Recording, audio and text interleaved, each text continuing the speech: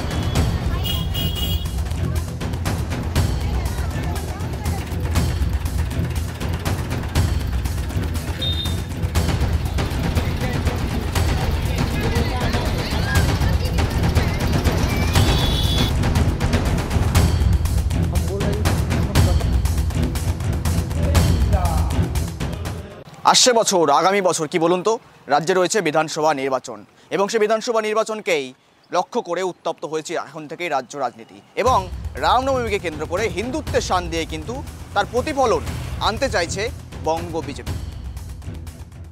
यहाँ पर रामनवमी की तैयारी चल रही है। जो हमारी संस्था निपुत्र सेना विगत कई वर्षों से ये रामनवमी की शोभा यात्रा निकाल रही है और उसी तैयारी में विगत कई दिनों से ये तैयारी लगातार निरंतर चलते आ रही है और उसी तैयारी में आज भी हम लोग भी उपस्थित है, इस तैयारी को कर रहे हैं। और ये डंडे में झंडे लगने के बाद ये विभिन्न रास्तों में हम लोग इसको लगाएंगे और पूरे रामनवमी के दिन पूरा हावड़ा भगवामय होगा।